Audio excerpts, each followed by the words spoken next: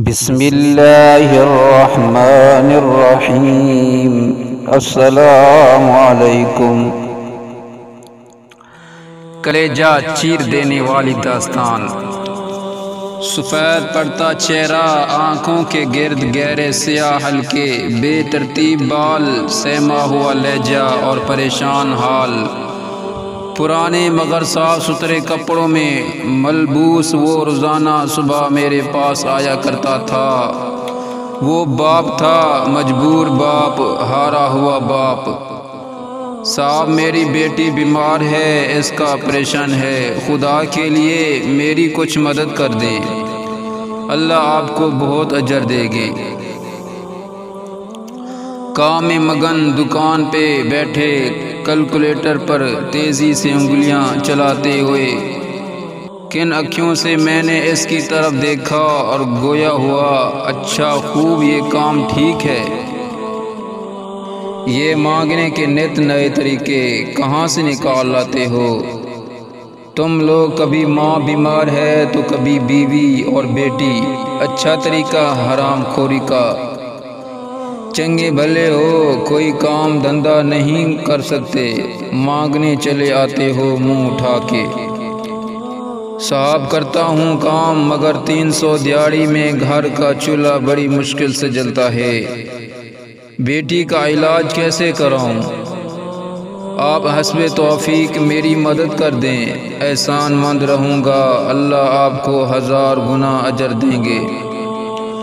میں نے نہ چاہتے ہوئے بھی 10 روپے کا نوٹ اسے تھماتے ہوئے 10,000 باتیں سنا دی، جیسے اپنی ساری جمع پونجی اسے تھما رہا ہوں، اور وہ نظریں جھکائے 10 روپے کا نوٹ لیتے دعائیں دیتا رخصت ہو گیا۔ یہ پہلی دفعہ جب میری دکان پہ آیا تب کا واقعہ ہے، اب یہ سلسلہ روز چل نکلا۔ وہ آتا، سوال کرتا، میں باتیں سناتا، وہ سر جھکائے کھڑا رہتا، میں 10 روپے دیتا، وہ دعائیں دیتا، رخصت ہو جاتا۔ ایک دن ایسا ہوا کہ صبح مسجد سے واپسی پر میرے والد صاحب نے مجھے 500 دیے کہ کسی ضرورت مند کو دے دینا، اور وہ اکثر ایسا کرتے رہتے ہیں، اس لیے پیسے میں نے جیب میں رکھے اور دکان کی راہ لی۔ حسب معلوم پہلے کی طرح سب سے پہلے اسی فقیر نے آ کر مؤدبانہ اور سلجھے طریقے سے سوال کیا، اور میں نے سب سے پہلے اس کی طرف بڑھاتے ہوئے اسے خبردار کیا کہ یہ تمہارے پورے 6 مہینے کی خیرات ہے، اب 6 ماہ تک تم دوبارہ میری دکان کے آس پاس بھی نظرے تو تمہاری خیر نہیں۔ اور وہ روزانہ کی طرح سر جھکائے دعائیں دیتا نظروں سے اوجھل ہو گیا۔ تقریباً 2 ہفتے تک تو وہ دوبارہ نظر نہ آیا۔ پھر ایک دن میں اپنے اسسٹنٹ کے ساتھ باتوں میں مصروف تھا، وہ فقیر نمودار ہوا۔ اسے دیکھ کر جھٹ سے میرا پارا 7ویں آسمان کو چھونے لگا۔ حرام خوری، تم پھر آ گئے۔ اثر نہیں ہوا تھا کہ کیا کہا تھا میں نے، ذرا سکون نہیں، بہت ڈھیٹ آدمی ہو۔ اس نے میری طرف خاموشی سے دیکھا اور بند مٹھی میرے سامنے کاؤنٹر پر رکھ کر کھول دی۔ اس میں کچھ پیسے تھے۔ خود کو سنبھالتے ہوئے میں نے حیرانی سے اس کی طرف دیکھا اور پوچھا، یہ کیا ہے؟ صاحب، آپ نے جو پیسے دیے تھے ان میں سے کچھ بچ گئے تھے، وہ واپس کرنے آیا ہوں، کیونکہ میری بیٹی کا پچھلے ہفتے انتقال ہو گیا ہے۔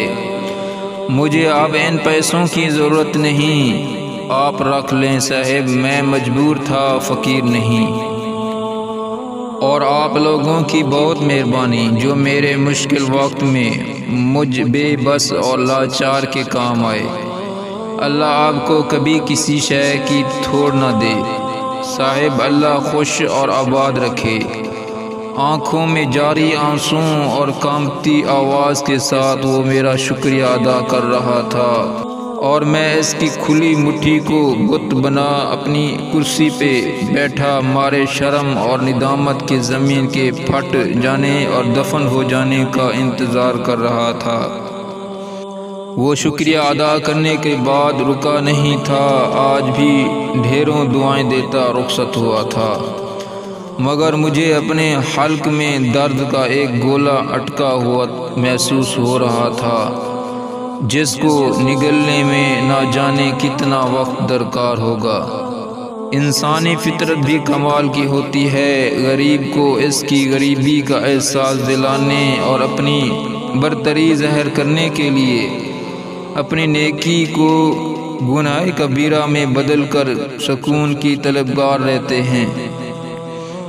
اللہ نے ہمیں جب ایسے بے شمار نعمتوں سے نواز رکھا ہے جس کے ہم ذرا بھی لائق اور قابل نہیں، تو پھر ہم کیوں اس کے دیے ہوئے رزق میں سے جب کسی ضرورت مند کی مدد کرتے ہیں تو اصل نقل کے چکروں میں پڑ جاتے ہیں۔ آپ جب بھی جتنا ہو سکے توفیق کے مطابق جب کسی کی مدد کریں تو دل سے کریں اور اللہ کی رضا کے لیے کریں، اور اللہ کی رضا بیزاری سے حاصل نہیں ہوتی، صدقے دل سے ہوتی ہے۔ اللہ پاک ہمیں سچے دل سے عمل کرنے کی توفیق عطا فرمائے، آمین ثم آمین یا رب العالمین۔ ثواب کی نیت سے اس ویڈیو کو زیادہ سے زیادہ شیئر کریں اور اس چینل کو ضرور سبسکرائب کریں۔ جزاکم اللہ خیرا۔